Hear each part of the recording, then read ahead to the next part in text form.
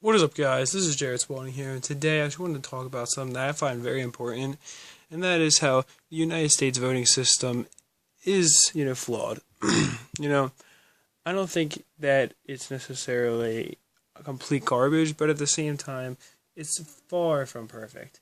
Let me just explain a few reasons why. So first of all, and this is a really big one for me, superdelegates. This is just something that's really bothered me for a while. I don't know, but let me just explain my reasoning for it. Now, my understanding of a superdelegate is that it's basically just, first of all, it only applies to the Democratic Party, not the Republican, at least directly. And secondly, the way that they work is that they're members of Congress, they're like Democratic members of Congress, as well as other people who are just appointed to be superdelegates towards the primaries, because they're going to need more superdelegates than just the members of Congress, so they'll appoint more. And they can just, choose any candidate they want. And basically the way it works is that even if, one candidate gets the majority of people, superdelegates can basically make the other person win, or at least make the victory much smaller if they all voted for another person. Now, one example of this being really a big deal is with current primaries going on right now. Now, if we were to, you look at Hillary Clinton and Bernie Sanders, the only two Democrats that are still running, because everyone else has dropped out at this point, and if you were to take how many delegates Clinton has and give them to Sanders, and then how many Sanders has and give them to Clinton, he would be winning by several hundred right now. In terms of just delegates, she's really not super far ahead of him, and as of now, he's been actually making a comeback in regular delegates. But the problem with these superdelegates is that they don't represent the voices of the people, they represent the voices of only the rich. And last time I checked, this Constitution states that this country is of the people, by the people, and for the people, not of the wealthy, by the wealthy, and for the wealthy. And that's just a really big problem I have with it, because they're only going with Clinton because they know that she's super rich herself, and they're all friendly with her, and so basically they're biased towards her. That's the way it works. They don't think, how are they going, which one of these candidates is going to help the people more? They're thinking, which one of these candidates is going to help my wallet more? Because that's how the rich think, unfortunately. Instead of thinking, what can I do to give back to the country that allowed me to become rich in the first place? Because, trust me, this country could be a communist one, and then, you wouldn't be able to get wealthy at all. But instead of thinking, like that, they're thinking, oh, well, what can I do to become richer? And I understand wanting to acquire wealth. I mean, that's a basic human desire. But at this point, I think it's getting way too extreme because it comes at the cost of the common man.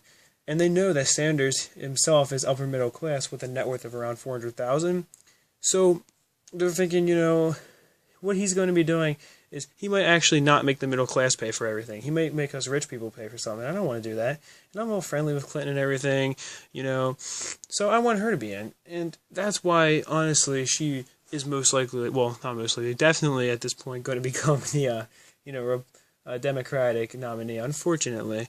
Now, I don't think Sanders' plan is perfect either, but I really think that Hillary Clinton's plans, not even just what she plans to do necessarily, but someone who would let 3 Americans die, the 2 soldiers and an ambassador. I'm sorry, that's just not somebody I want in office. That's somebody I want in jail.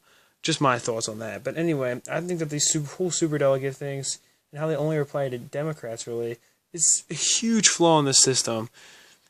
I don't know. I understand that it has a purpose, but at the same time, it really feels like it does more harm than good. Now, and the other thing I wanted to talk about is how, now I know this doesn't apply to, when there's only 2 people left, but once you're going for just the nominees, in the primaries, only people can only vote for someone of their own party.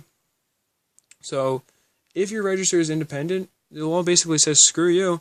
You don't get to vote for anyone because all all the people who are coming up at this point are only Democratic and Republican. Basically what you're going to have to do is try to transfer over, and that's a lengthy process. And I even heard reports of people saying that they wanted to try to transfer from independent to Democratic because they wanted to vote for Bernie Sanders. And what people think is going on is that Clinton is paying people basically to make that super difficult. People have claimed that they've been told wrong deadlines, and among other things, so that basically they'd show up, and then that would actually be too late to get transferred over. The deadlines that they were told were wrong and stuff like that. Which I don't know how true that is. I'm not a conspiracy theorist myself, really. So whether that's true or not, I guess only time will tell. But I do know one thing: you should be able to vote for anybody of any party that you want, because really, what's the purpose? I mean, like, people should be, if people registered as independent, but they see that there's only Democrats and Republicans, they should be able to vote, because their choices, once, there's 2 nominees, one for each side, their choices are limited from, possibly between 10 or maybe even 15 different people that are going to be, running to only 2. And that's when they can vote. And like I said, you can transfer over, but it's a very difficult process. So, many people don't want to go through it.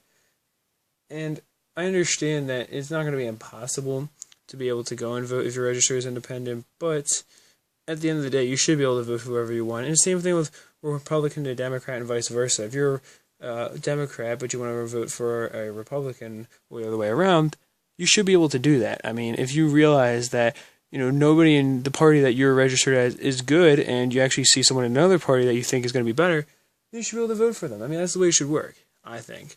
But let me know your thoughts in the comment sections below. That is it for this video. I hope you enjoyed it.